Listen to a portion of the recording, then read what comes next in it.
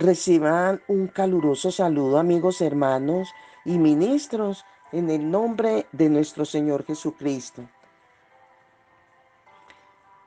¿Qué fue lo que te condujo a demandar? Vamos a hablar sobre esas demandas en fe. Lo que te condujo a demandar serían los temores, las dudas, las angustias, las persecuciones, las incertidumbres, la inseguridad. Fue lo que te condujo a doblar rodillas e ir ante la presencia de Dios. La Biblia dice que la oración debe ser un estilo de vida. En Efesios capítulo 6, versículo 18, dice, orando en todo tiempo, con toda oración y súplica en el Espíritu, y velando en ello con toda perseverancia y súplica por todos los santos. Orando en todo tiempo. La oración, repito, debe ser un estilo de vida. ¿En quién? En el creyente, y que no tienes que esperar que te acontezca ninguna de estas cosas que escribí anteriormente para ir a orar.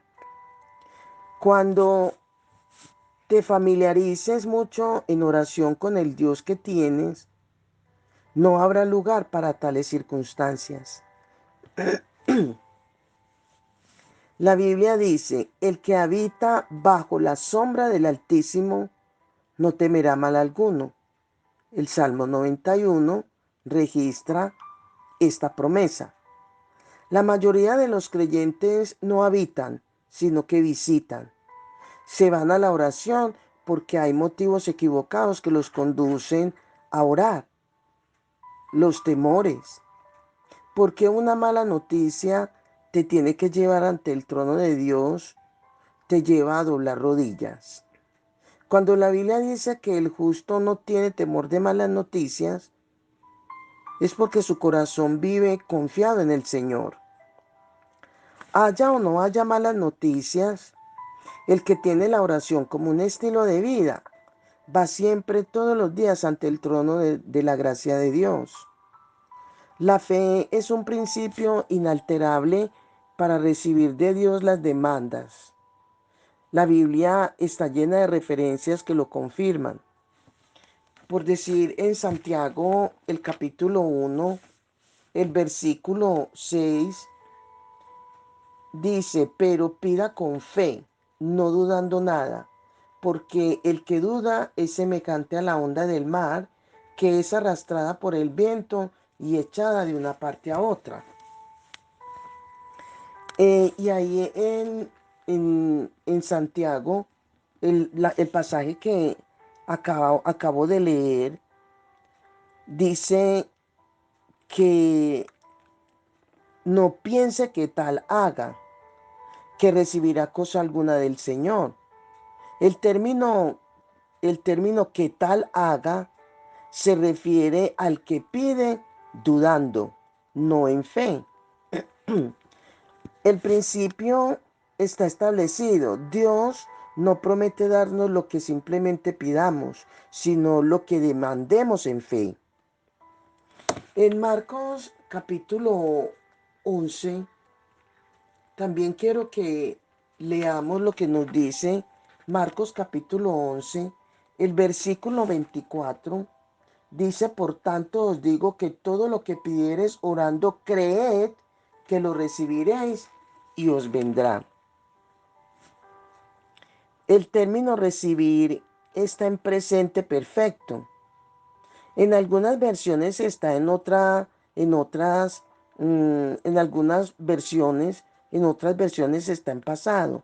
O sea, lo que Jesús dijo fue, por tanto os digo que todo lo que pidiereis orando, creed que ya lo habéis recibido. Un hecho. Podemos orar, creer y recibir. Esa es la mejor opción. O podemos orar, dudar y seguir orando toda una vida sin recibir nada. La duda y la incertidumbre son denominadores comunes en los creyentes. La incertidumbre es un tipo de fe llena de temores. El simple hecho de que nos sorprendamos al ver nuestras peticiones contestadas por misericordia se debe a que en nuestro corazón había un punto de incredulidad. El que pide con fe espera recibir sin asombro. O sea, cuando tú te asombras de lo que Dios hace con otros, lejos está que lo pueda hacer contigo.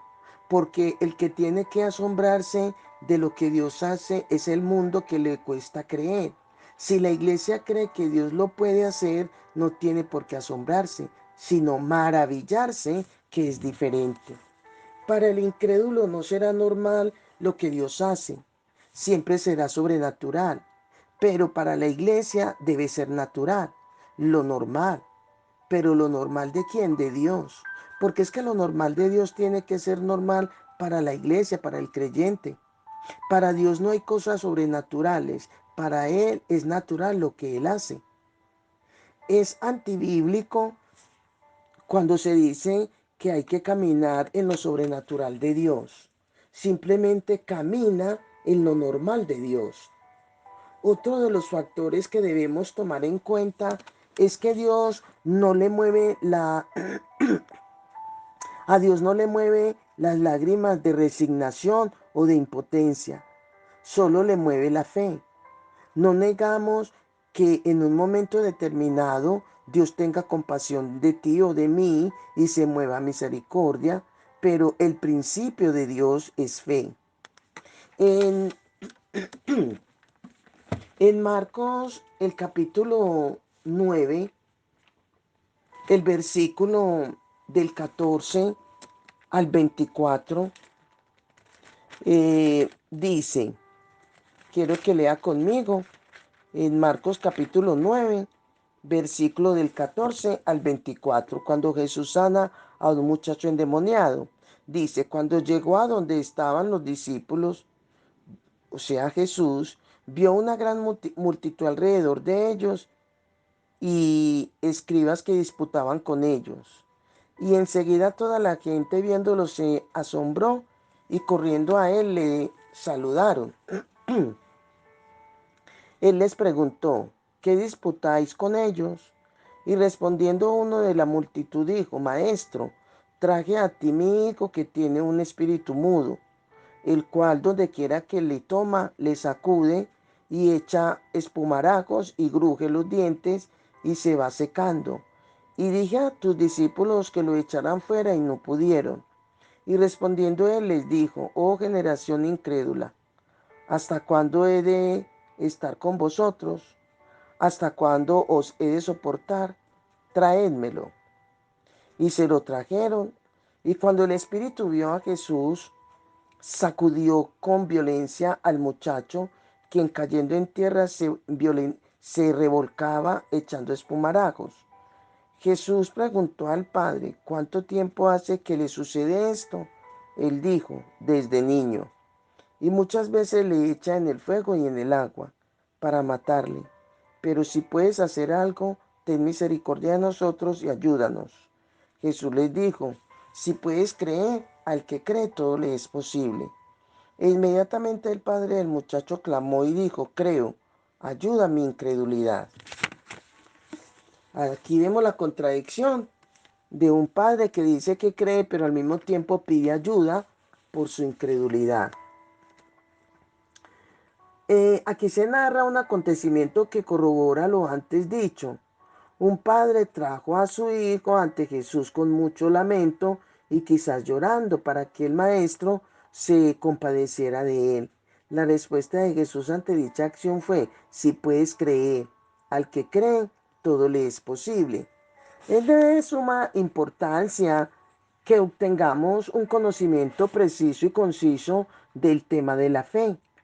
La fe es un principio sine qua non para ver nuestras demandas contestadas. En Hebreos capítulo 10, el versículo 35 dice que Dios galardona a los que no pierden su confianza. Pero debemos tener en cuenta que la fe en la oración encierra implícitamente principios que se deben conocer. Cuando estamos hablando aquí de principio, primero es que se debe depositar la fe en Dios. La oración es un medio para alcanzar un fin, ¿verdad? En cierta ocasión, alguien se acercó a un pastor y le expresó: pastor, vengo para que ore por mí, porque yo tengo mucha fe en su oración. Le contestó el pastor: deposite su fe en Dios. Él es la fuente, yo soy un canal, y la oración un medio para alcanzar un fin que es tu sanidad. Pero la fuente es Dios. No podemos, amigos, hermanos y ministros, hacer de la oración un Dios o la fe en la verdad fuente de su poder. No, es diferente orar en fe. Un punto que debemos dejar claro para evitar el fideísmo, que viene a ser la rama de la epistemología, el cual declara y afirma que la verdad tiene su fundamento en la fe. No bajo esta creencia surgió surgió eh, el fideísta. Sí, más bien es de decir que es la persona que deposita aquí, no es bajo esa creencia, no. Eh, que vuelvo a repetir que con base a esto no bajo esta creencia surgió el fideísta, que es la persona que deposita su fe en la fe, su contrario de lo que enseña la escritura. No es eso. Es bueno aclarar este punto para evitar que se levanten fideístas en nuestras congregaciones que en vez de depositar su fe en la verdad de la palabra, la depositan en la fe de ellos o en la fe de otros. Hacer eso o permitir esto es quitarle el lugar que le corresponde a la palabra como complemento de la fe, y es entrar en el campo de la herejía y de la apostasía. Depositar la fe en la oración de otros o en el orador es fideísmo. Tener fe en la fe de otros, nuestra fe solo la debemos depositar en Dios, del cual es el autor y consumador de la fe. Eh, entonces, este principio tenemos el primer principio, vuelvo a repetir, que es depositar la fe en Dios. Y el segundo principio es la oración. La oración no hace que la fe funcione. La oración funciona por la fe. No hay que orar para tener fe. Hay que tener fe para orar. Toda la fe de Dios está en ti y está en mí por el fruto del Espíritu o como fruto del Espíritu. Su nuevo nacimiento, mi nuevo nacimiento, en el fruto del Espíritu está la fe. Cuando nacemos de nuevo, recibimos la vida eterna, la justicia y la vida de Dios. En la justicia, en la vida, viene el fruto del Espíritu, el carácter de Dios, que es amor, gozo, paz, fe, paciencia, benignidad, bondad, mansedumbre y templanza. En ninguna parte la Biblia dice que la fe viene por el oír la palabra de Dios. ¿Por qué?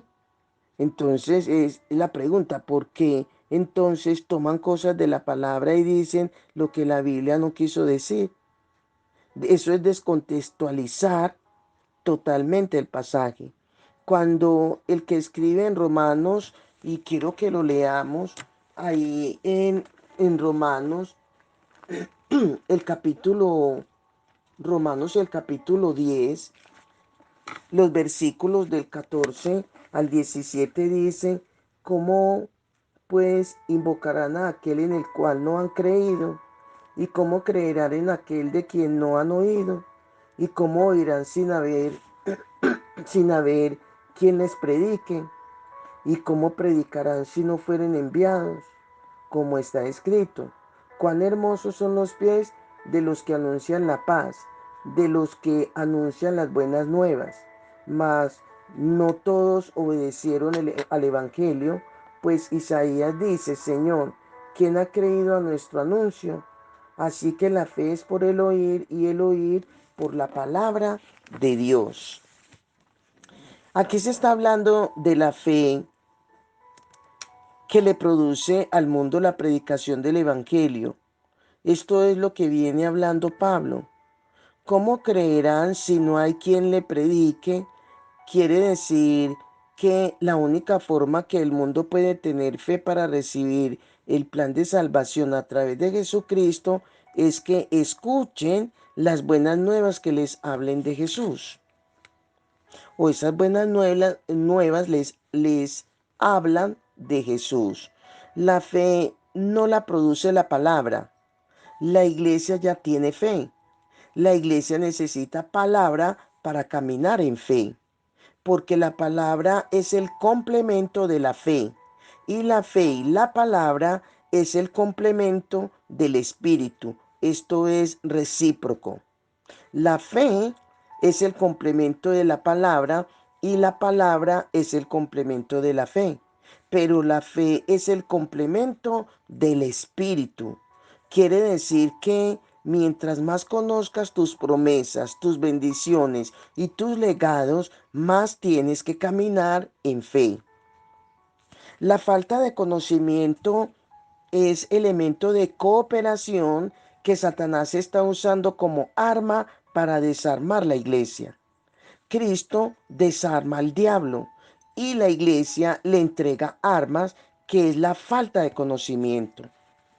La oración, por eso el Señor dice en Oseas, cuando dice mi pueblo fue destruido, Oseas 4:6, porque le faltó conocimiento. Satanás se vale de esa ignorancia para destruir al que desconoce las escrituras. La oración de fe se mide por lo sencillo que es.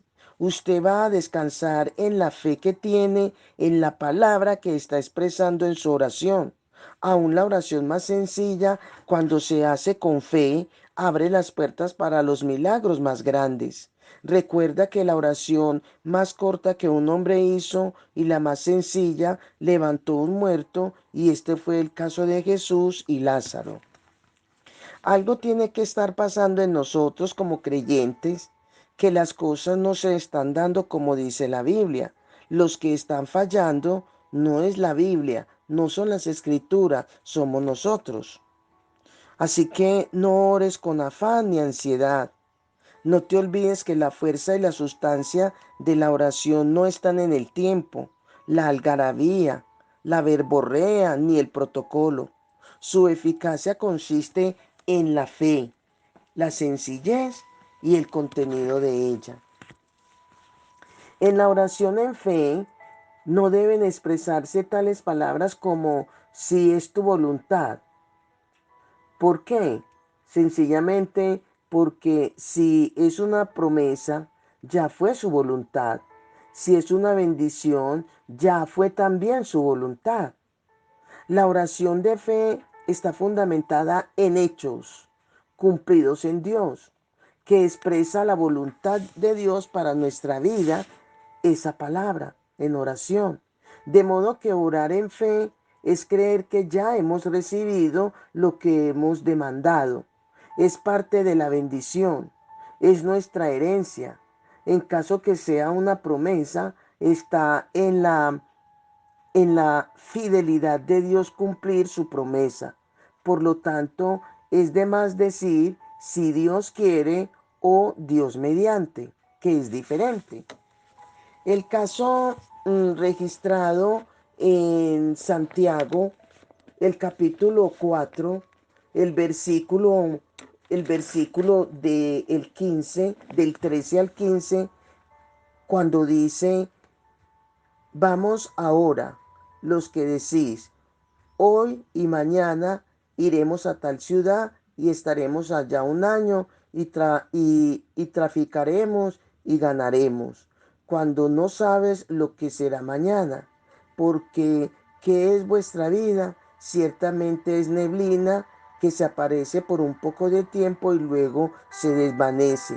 en lugar de lo cual deberías decir, si el Señor quiere, viviremos y haremos esto o aquello. Esto es en cuanto a la expresión, o es en cuanto a la reprensión, o aquí en este pasaje se está haciendo la reprensión eh, que se hace a quien toma decisiones sin tener en cuenta la soberanía de Dios. Tiene que ver cuando se toman decisiones de la vida cotidiana sin tener en cuenta la intervención de Dios en el curso normal de la naturaleza. La oración de fe se hace solo una sola vez. Las demás son oraciones de acción de gracia. Ejemplo, cuando decimos, Señor, yo vengo a ti por lo que tu Hijo hizo, por los méritos de tu Hijo, por esos méritos que tu Hijo me entrega y me da. Y yo demando, Señor, en el nombre de tu amado Hijo Jesucristo, X o Y promesas. Amén. La oración de acción de gracia es decir, Señor, te doy gracias porque lo que ya demandé es un hecho en Cristo Jesús. Amén y amén.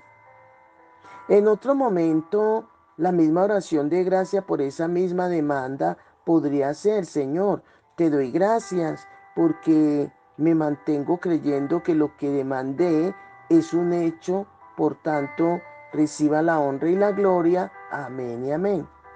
Todos los hombres de Dios creyeron y se mantuvieron y de esa manera recibieron ¿qué? Resultados de parte de Dios. Algo que tú y yo debemos tener presente para hacerlo también. Amén. Bendiciones, bendiciones.